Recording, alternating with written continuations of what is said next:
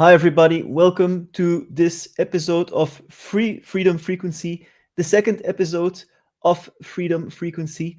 And today we're going to talk about the digital ID. The digital ID has been coming everywhere. And I'm also seeing first, I'm going to say hi to some people in the chat. I see Natural Healing. Hi, Natural Healing. We're live. It's also a little bit unscripted, so I might go a little bit off script sometimes. So before we go on and talk about the digital ID, don't forget to subscribe to my channel if you're new. If you're a new viewer to my channel, and I really like you guys' feedback. I had a lot of viewers on the first show, a lot of comments, a lot of great feedback. So I thank you for that. So I'm going to do this show to remind you every week, most of the time at the same day, the same time. So that's Wednesdays at 5 p.m. European time or 4 p.m. UK time or 11 a.m. EST time. So it's a little bit earlier for you guys in North America or in Canada or wherever you're watching, or Australia. I also got people from Australia, especially on my Facebook. But wherever you can also watch the replay, of course. And also welcome to all the people who are watching it in replay. So let's talk about the digital ID. So I'm going to give a little overview of, let me make that a little bit smaller here. I'm going to give a little overview of the digital ID, what's behind it, what is the status in different countries, what is it doing? So let me start actually by what is the digital ID actually? So the digital ID is a system where all your information will be bundled together basically in one digital identity. Your medical information, your financial information, your travel information, like your medical information, like your vaccination status, and so forth. So we already have our IDs for the government are actually already quite digital, right? We have a lot of digital, especially here in Belgium, for example, where I'm from. There's already a lot of digital infrastructure for the government, and I'm sure in a lot of other countries too. But the digital ID aims to consolidate all that in one digital identity. And of course, it's very bad for freedom. And I will discuss that in this show. I will go in depth in this show. And I'm also seeing Tamara in the chat. Hi, Tamara. It's nice to see you. Katie says it's digital prison. Absolutely. And I will go in depth in this show why it is a digital prison. Natural Healing says it's not good. It's definitely, the digital ID is not good, because it's coming actually everywhere, right? So in the UK, it's a hot item now. I will talk about the UK in a bit. And the European Union has also already decided that the digital ID is coming. The North Americas are lagging behind a little bit, but I will talk about that towards the second part of this show. It's even coming in countries like Africa, like even, countries you wouldn't expect, like Nigeria, Ghana. A lot of African countries are actually implementing also the digital ID. Of course, it's already in China. It's also in India with the Aadhaar program. India also has something like a digital ID. So it's basically coming everywhere. And when something comes everywhere at about around the same time, it is the agenda. It is the global agenda for control. Sometimes some countries are a little bit quicker than other countries. For example, like we saw in 2020 with the COVID rules. Some countries did some rules earlier, or some countries were a little bit stricter, but they kind of all did the same thing in the end. And it's the same thing for the digital ID, because that's what really people have to understand. It is a global agenda. It is a total global agenda.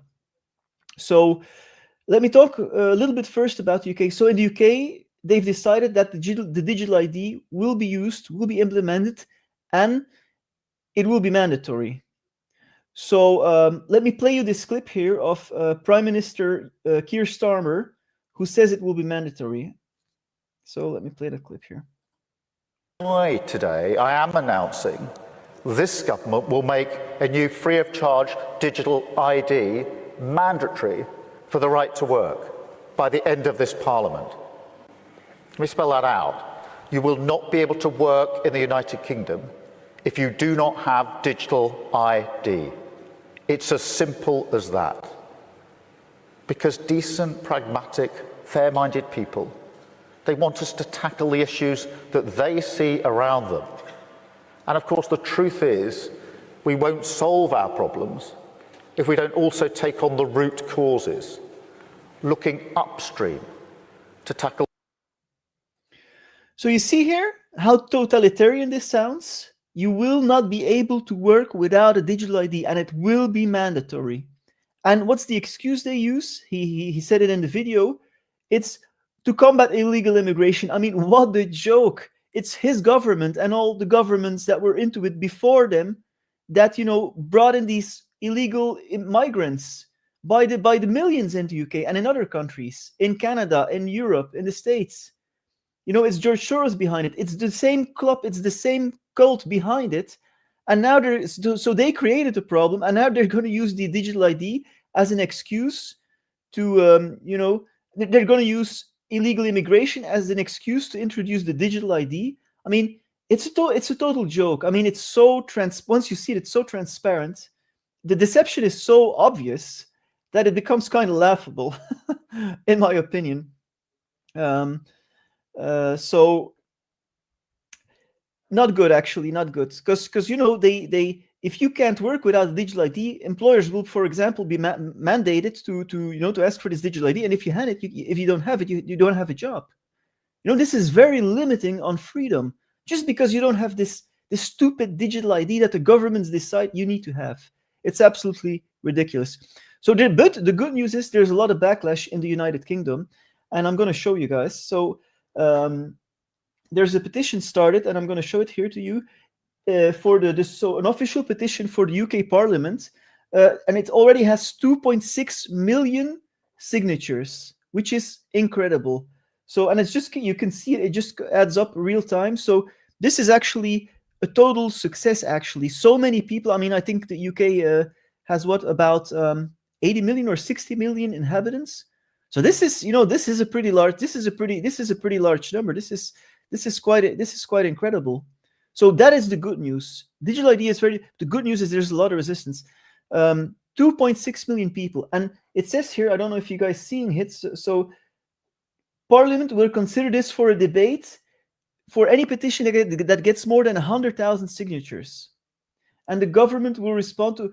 But so far they haven't responded yet. The media is silent about it, and they're doing nothing with it. Why? Because they want to push through it. They want to push it through, of course. And I don't think they will respond to it, or I don't think even they will tackle it seriously, because they just want, this opposition to go to the side. They want to introduce this. This is totalitarian. They're not going to stop. We have to realize they're not going to stop if there is not a serious pushback. Now, this petition is a first serious sign and pushback, but I think they're just going to ignore this.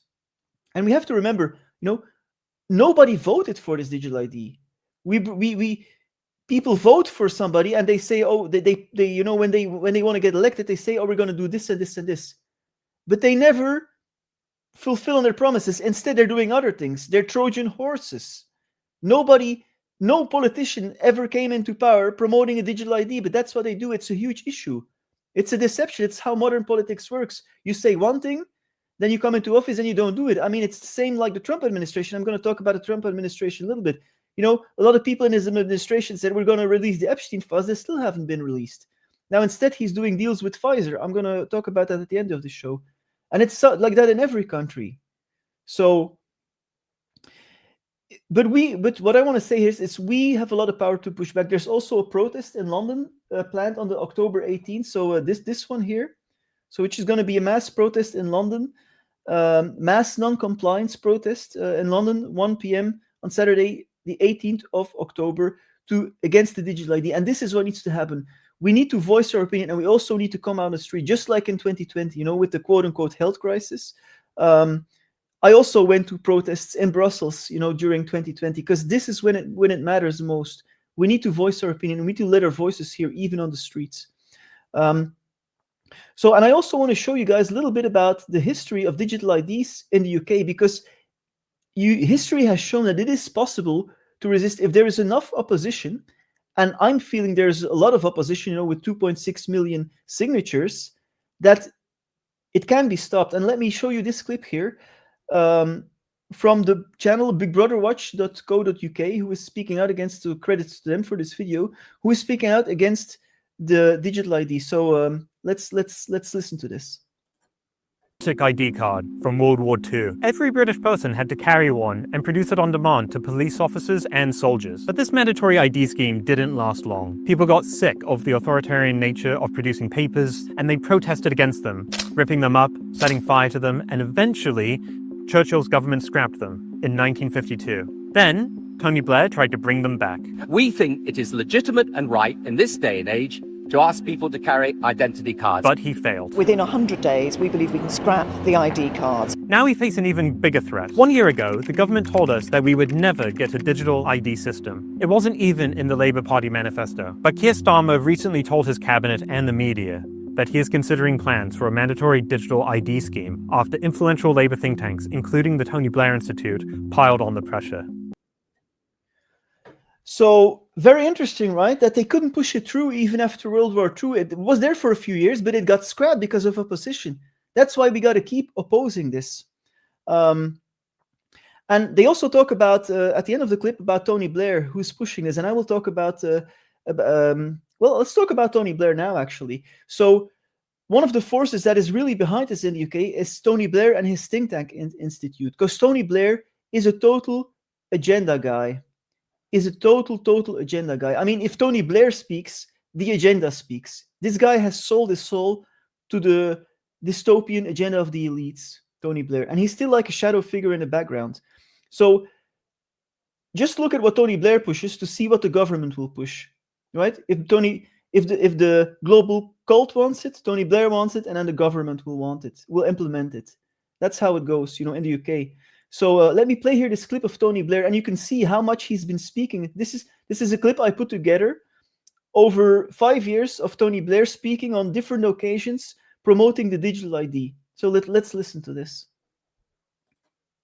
You need to know who's been vaccinated and who hasn't been. Some of the vaccines that will come on down the line will be multiple shots for reasons to do with the healthcare more generally, but certainly for vaccines, you've got to have a proper digital infrastructure, and many countries don't have that. In fact, most countries don't have that. You can create a digital ID today that is of the way that we're going to use technology in any event to transact daily life. And this COVID crisis gives an additional reason for doing that, because I think people's disease status, for example, have they been tested? What is the result of that test? Have they had the disease? Do they have the disease? I think unless you're able to record some of this data in a way that people can use, it's going to be difficult to go back to anything like a near normal. We cannot continue with business as usual, and change is inevitable.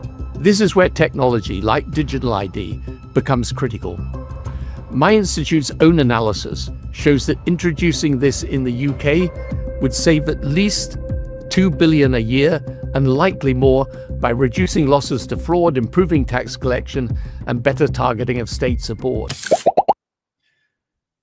So you see here, guys, Tony Blair, he's all about the digital ID, which doesn't surprise me one bit, of course, because he is the agenda. And interestingly, the platform that the digital ID will run on in the UK will be hosted by his son. This is nepotism. This is his son. I can't even pronounce his name. Ewan Blair. And actually, Ewan's Blair company, Multiverse, is going to host this app. And they were like, the last years they were running losses. So here you see, this is from the news. It is the 7th year straight of losses since the son of the former Prime Minister, Tony Blair, set it up in 2016. But now he gets a huge billion dollar government contract. I mean, it's crazy. It's in your face. His son gets it. And now, of course, his company will be profitable because the government will give him money to host this, to develop and monitor and host this app. It's absolutely insane. And I'm seeing there's somebody from the UK here in the comments. Where is it? Oh, I can't find it. Just a second, guys. Oh, it's Jenny Burke from the UK. Hi, Jenny. So yeah, I'm seeing that some of you are asking questions. I'm saving them. I'm starring them. I'm going to answer them at the end of the show. And I've seen one interesting question here that Murdoch asks. Will they push this in the US? And I will talk about this in the second half of this show. So I will answer that question. So Natural Healing says, putting fear in this feels low vibe. Well, it is a low vibe. The digital ID is a low vibe, but I'm not doing this to, and I want to address this. I'm not doing these to create fear. I'm doing these to inform, because the fear comes from us, right? We have a choice if we react fearfully to something or not. It's very important. Whatever is the information, is we have a choice. And I'm not fearful for the future, because we've shown in 2020 what we can do. Because it looked pretty bad in 2020, right? When they started lockdowns and stuff, but we resisted. We came through, so we can come through this. But we need to be aware of the agenda, of course. It's very, very, very important. But fear, there's a certain movie that says fear is a choice. And some level, sometimes it is a choice. Mostly it is a choice, because we can choose to go into fear or not. It's very, very important. Natural Healing says, no, I'm not saying you put in. I know. But I just wanted to address it, because sometimes people get fearful from this kind of information, which they don't have to. And of course, the government wants to put fear in us. They did that, they've done it so much. They've done it with terrorism. They've done it in 2020 with the quote unquote health crisis. So let's continue here. So back to Tony Blair. So Tony Blair, and now it gets interesting. So Tony Blair is the pusher of this. But there is somebody backing Tony Blair's institute and giving him millions of dollars to pitch his ideas. And that person is none other than Larry Ellison. So this guy. And Larry Ellison is a big tech guy. He's the owner of Oracle. He's basically the richest man in the world now, because he surpassed Elon Musk. And he has multiple times spoken out about how he likes the Big Brother surveillance state. Yeah, and he said that citizens will be on their best behavior. And he's actually the biggest donor to Tony Blair's, shadowy institute that actually influences the government. So he is funding the digital ID and Blair's institute. So Larry Ellison invested over 130 million into Tony Blair's scheme since 2021. And that institute also controls Britain's NHS, National Healthcare System. So Oracle is also pulling in 1 billion in contracts with the UA government. So this guy's company. So it's out in the open. And if there's any doubt who Larry Ellison really is, let me play this clip here of Larry Ellison where he talks about how he likes Big Brother. Let me show you this clip. Best behavior, because we're constantly recording and reporting everything that's going on, and we're using AI to monitor the video, and the camera's always on. You don't turn it on and off. I need 2 minutes to take a. Oh, sorry, guys. I'm going to play it again because it started playing a little bit too late. So I'm going to. Citizens will be on their best behavior because we're constantly recording and reporting everything that's going on, and we're using AI to monitor the video, and the camera's always on. You don't turn it on and off. I need 2 minutes to take a bathroom break, and we'll turn it off. We don't really turn it off. What we do is we record it so no one can see it, but no one can get into that recording without a court order.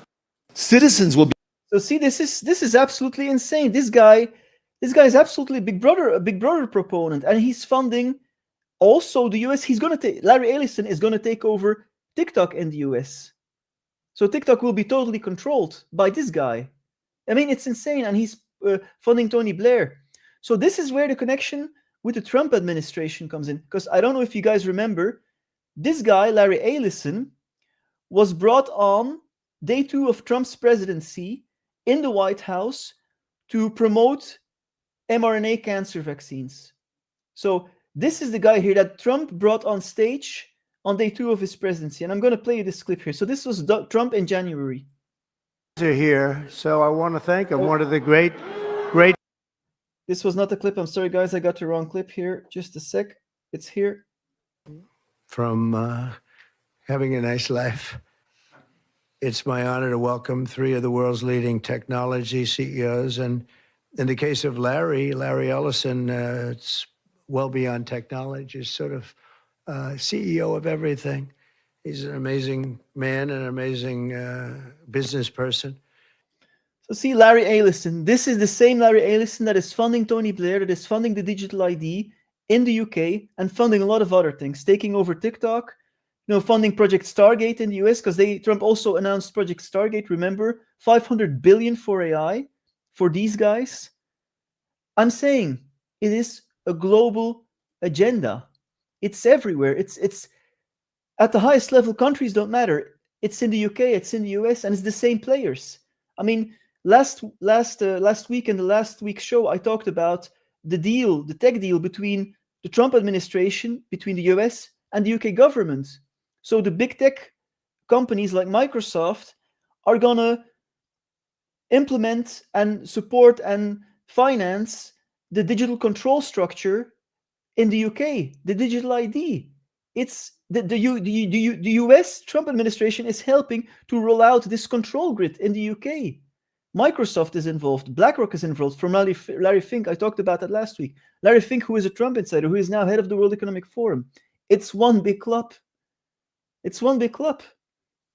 So it's out in the open. You just got to connect the dots, right?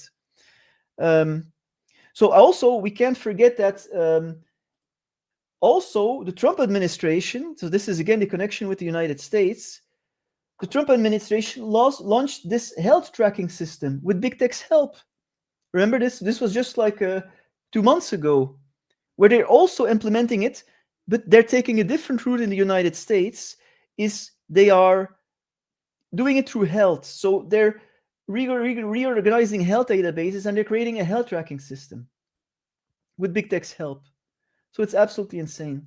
So before I go on, guys, I want to do some mid-show promotion for my course, 14 Days to a Higher Vibration. It's been out since last week. I've already quite a few people signed on. I've already got some good feedback on it. They really like it. And it's when you're an awake person, it's important. We get confronted with a lot of information that is, heavy. Like this thing about the digital ID. That's why, and it's important to learn about. We gotta stay street smart, right? We gotta stay street smart. We gotta know about this stuff. But I'm also a huge proponent of also working on yourself and connecting with the lighter energies of life. And that's why I did this course for people, especially awake people, to have a complete toolbox that's based on my 20 years of experience. You don't have to figure it out all by yourself. To have a toolbox with tools that work to get into that higher vibration and to be happy even in this crazy world. So if you're interested, you can check that out. The links is in the description. So anyway, let's continue. So here, Tony Blair also went to the White House a month ago. So see, Tony Blair is visiting the White House. It's all connected. And people were asking, what is Tony Blair doing there? Wait, I got your answer right there, right? So it's out in the open, guys. So of course, in the EU, they are also implementing this digital ID system.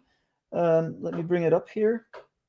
So this is the side of the European Commission. So see here, European digital identity for all Europeans, and they want to finalize the project in 2026. Now, where does it come from? Of course, as I said, it comes from the global cult. And it is implemented in a pyramid structure through these international organizations, through these think tanks that are behind the government, implemented into government policy, trickling down into local policy. So if you go to your local town hall, you're going to have to need a digital ID. And this is how it works. So the real reason, actually, we can trace the roots back to this when they became public with this is the global cult, as I shall say this, because in 2016 there was a website started that is now taken offline, but I still got the screenshots of it because I reported on it like 5 years ago or something, and it was still online then. And this was a website called ID 2020, and I'm going to bring it up for you guys here. And ID 2020 was a website started by, maybe no surprise there, the Rockefeller Foundation. Here, the Rockefeller Foundation, and Microsoft and Gavi, also from Bill Gates, Microsoft, and then Accenture and IDEO. So, if you hear the Rockefellers and if you hear Bill Gates, you know what's the deal, right? So these elite organizations, especially the Rockefeller Foundation, are absolute proponents and pushers of this dystopian agenda. So no surprise there. And look what they said on their site. I mean, this site is taken offline because people were like, critiquing it. So they took it offline. But this is what it said, The digital ID lives with you. I'm going to make it bigger here. Lives with you from life to death, right? Persistent, lives with you from life to death. I mean, just incredible. And this was the site id2020.org. And this was launched 10 years ago. And they always, push it out in the open. They show it in the open what they're going to do. So this is where it's coming from, people, from this level here. The Rockefellers, Bill Gates, the global cult, it's from those people. It's not just some government that all decides to, we're just gonna, we just happen to all introduce a digital ID at the same time. Just coincidentally, of course not. Of course not. It's a global agenda, and the governments are just basically executors of the plan. They are sub companies, they are like sections of a company, and the big company is the global agenda. The governments are just entities that are not the top. They are not the top of the pyramid. The top of the pyramid decides it, and then it gets trickled out into government policy, and that's how it works. That's how it works. So, to answer the question that Larry asked, Murdoch asked, will they push this in the USA? Are they doing this in the UK to see what kind of response to see what kind of response they get from the people? Absolutely. Absolutely. Because that's how they also did it during 2020 with the quote-unquote health crisis. Like, they implemented some measures and then they gauged the public's reaction. So I'm 100% sure this is meant to come in the United States too, because I see the Trump administration even enabling it through this tech prosperity deal in the UK. And Blair is meeting with Trump, and Larry Ellison, who is on good terms with Trump, is pushing this in the UK. I mean, it's obvious. Now, they're still behind in the US. So how will they push this in the US? I mean, they've already started with what I've showed here. Is this this technology database that Trump is pushing here? This one here that I showed you guys. So they already started it with this, but it's gonna come more, and it's gonna come, in my opinion, through the real ID. So the real ID, and the real ID is right here. Let me get it, guys. Here's the real ID. So the real ID is right here. So the real ID is something that the Trump administration introduced in May of this year. So here you see it, May 7, 2025. So the real ID was actually introduced in post 9/11 in 2002 or 3 by the Bush administration, the Orwellian dystopian Bush administration, and it had a lot of backlash, and states have fought it in the United States. So privacy advocates were against it, and there was a lot of pushback against it. So it was partially implemented in 2017 and 18, but now the Trump administration has made it mandatory to fly if you don't have a passport. So if you don't have a passport, an international passport, you need a real ID. Otherwise, you can't fly anymore in the United States, or you can't go into a government building anymore. For example, to have an issue resolved. Or so they're making it very. If you don't have a real ID, they're making it very hard to they limit your freedom. You can't fly anymore, or you can't go into a government building anymore, because sometimes you need government services, right, for your taxes and stuff. So the Trump administration, and this didn't get a lot of pushback because a lot of the alternative media likes Trump, and that's why they're not pushing back on it. But they should push back on it, because this is going to be, I think, I'm pretty sure this is the precursor to the digital ID. So see, the Trump administration made it mandatory, put some conditions on it, like you need to have it to fly, you need to have it to go into a government building, and it's going to go further. And I can actually back up what I'm saying here. So let me first show you here this this site here. So the Citizens Council for Freedom says here about this real ID card, say refuse it because it's going to turn into a digital ID. This is a American freedom privacy watchdog. So it says here the real ID is an unconstitutional national ID that will end state and personal sovereignty, right? A problem with the real ID is that takes away sovereignty from the states, which goes against, I don't know the number of the amendment, but which goes against a certain amendment. This is, people have been fighting this since 2005, and the Trump administration just pushed it through. See, this is really a national identification card for the US. We've never done this before, and we shouldn't be doing it without a full debate. Fully imposed, it will be digitized, potentially put on your phone. And there's actually proof of this. So this is the American Association Motor Vehicle Administrators. So this is a government agency in a testimony before the United States House of Representatives and the Committee of Homeland Security, which pushes this. And they're saying in this document here, and it's maybe a little bit too small for you guys to read it, but I'm gonna read it for here. Here, it is becoming increasingly clear that the future of identity management lies in the credentials. So they're talking about the real ID, right? So it is becoming clear that the future of identity management lies in the credentials' ability to be integrated into a mobile device. It is for reasons that the AIMV, within the realm of digital identity administration, the primary goal of issuing authorities remains the preservation of identity integrity.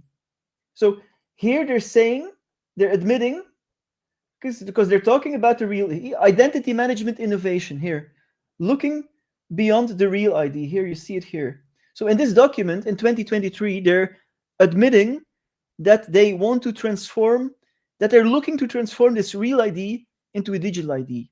So I think this is the reason why the Trump administration has pushed it through, right? And also their tracking health database. Because as I said, they're going to consolidate it all together. Your medical history, your finances, your identity, your travel, going to all consolidate it into this digital ID for control. So to answer your question, yes, it's not there yet in America, it's not as far as UK and EU, but it's going to come. The signs are there.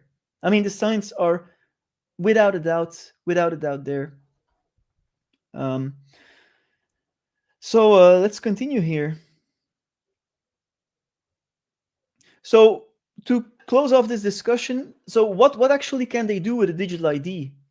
And one of the main points is that they're going to do with it, why they introduce it, is because they want to introduce digital money. Now, digital money is not here yet. For example, the European Central Bank is working on the digital euro, as I'm going to show here, guys. So digital euro here. So here, this is the European Central Bank saying, we are working with the national central banks of the euro to look into the possible issuance of a digital euro. That means, it's going to come. They've been doing the same thing in Holland, the digital pound. Oh, I got to bring it up here. Here, digital pound. We are looking at the case for issuing a digital pound. And then when you look at the Europeans, we are working with the national central banks of the euro to look into the possibility of a digital euro. So see, they're working on it. It's not there yet, but it's going to come. So why do they introduce this digital ID? Because it's going to be consolidated with the digital coin. It's going to be your only way to pay. And digital money is the last nail in the coffin of freedom.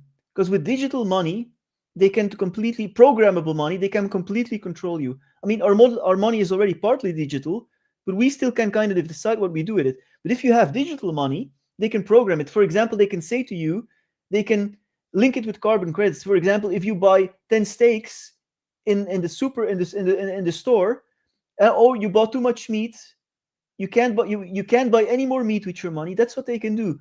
or if you buy 5 plane tickets, you've bought too many plane tickets. That's bad for the climate, the CO2 agenda. So they can control what you spend your money on and how much you can spend on certain things. That's why they're implementing the digital ID. One of the main reasons why they're implementing this digital ID is the digital currency that they're planning to introduce, the digital pound and the digital euro and the digital dollar.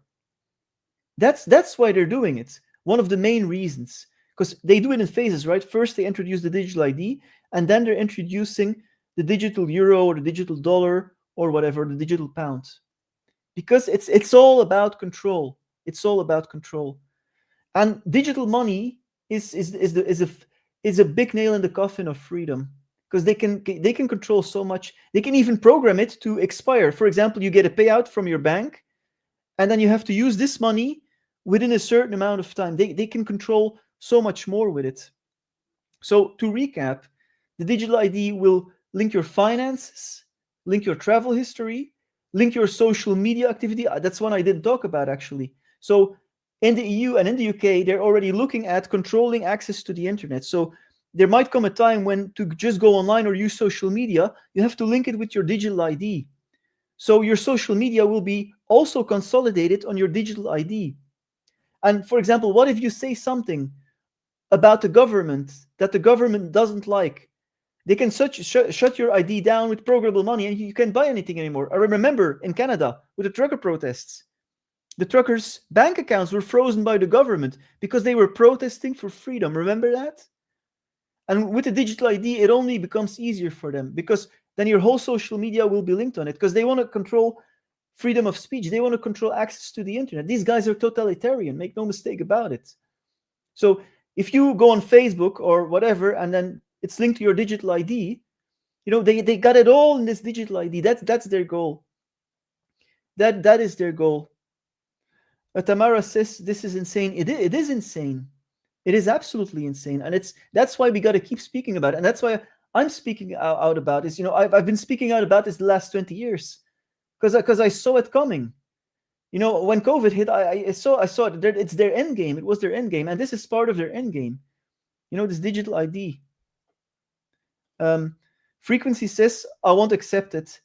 I'll probably end up homeless unless Europeans say no to it. Yeah, we got to say no to it. And there's always ways to go about it, right? But that's the hard thing. If they make a digital ID, for example, mandatory to get a loan, to buy a house, or to rent something, that's why we got to be. We don't need digital IDs. We already have IDs. We have IDs enough. Everything's digital. Why do they need to push it more? There's no reason. Of course, their reason is total control, right? Tamara asks, so how do we rebel against it? Well, we speak out. What I showed you, there was a lot of resistance.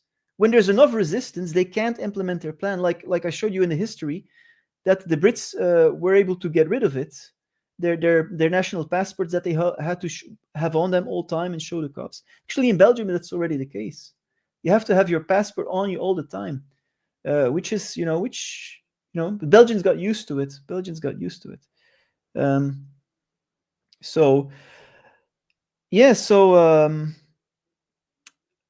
That's it for the digital ID.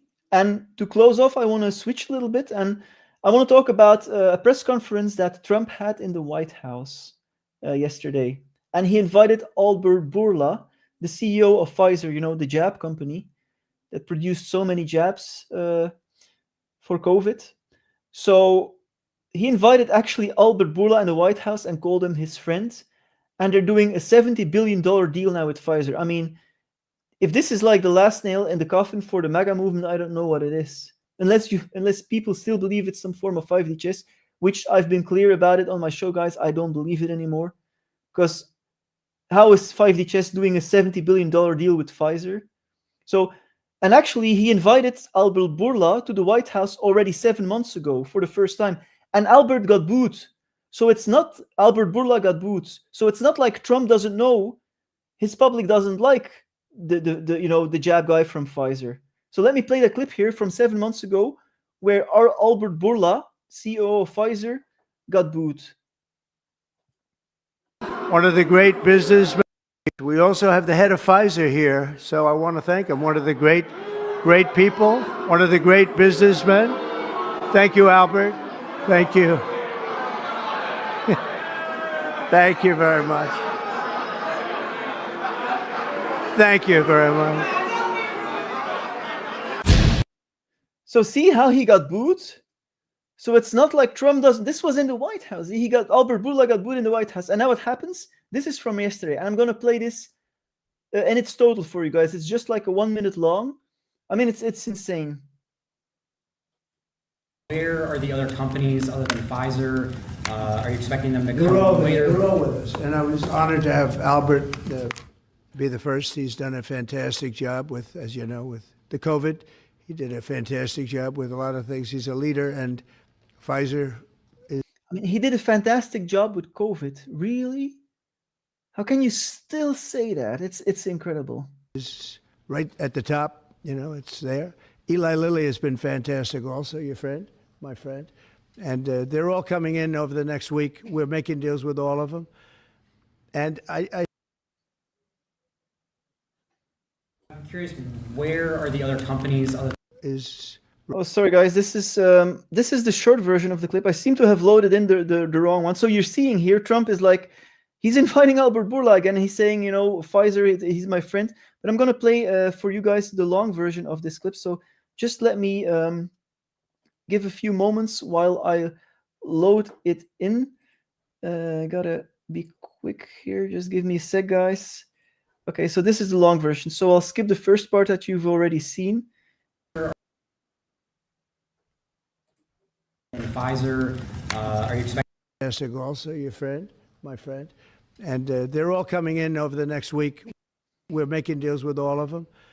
We are ready to invest, as the president also mentioned, $70 billion in the next few years from Pfizer in manufacturing and research in America alone. I really think this is an historical moment because also I can put that behind us and focus on the things that I want to spend my time. Cancer treatments, to bring better obesity medicines, to bring better vaccines, to bring things that people value. And thank you for allowing us to do that. I want to... So the video is glitching a little bit because it's a high quality video.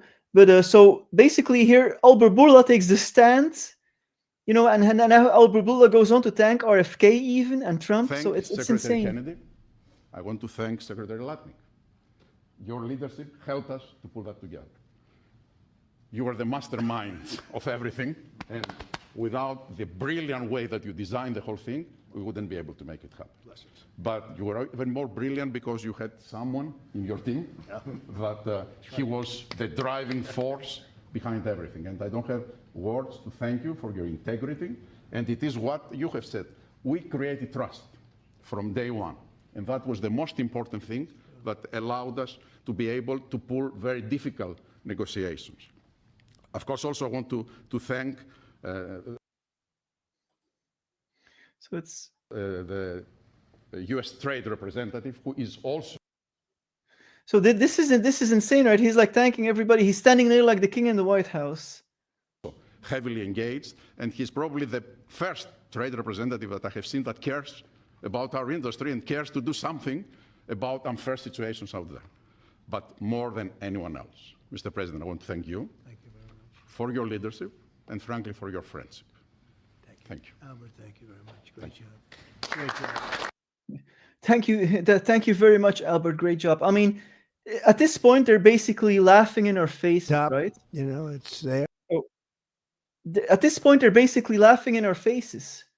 They're laughing with us. I mean, he's standing there in the White House, oh my friend, and then they're patting each other on the back. You know, at this point, it's a complete joke, in my opinion. That's just, some people might be offended by it, who still believe Trump is the 5D chess master.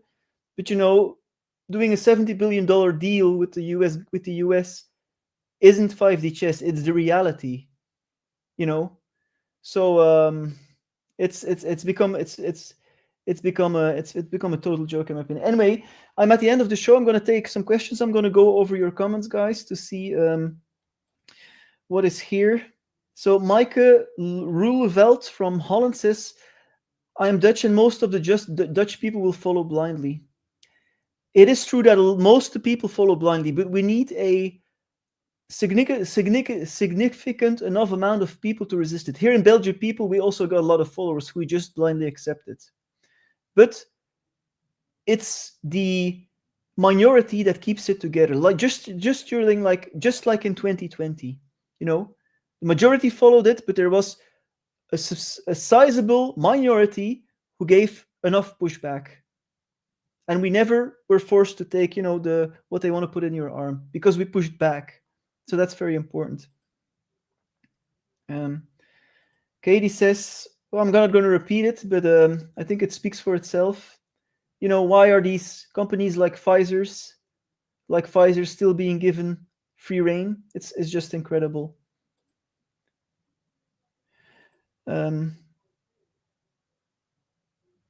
Yeah. So let me look at some more comments here, guys, because just give me a second because I have to read them. I'm going to see if there's any more questions. Let me just quickly see.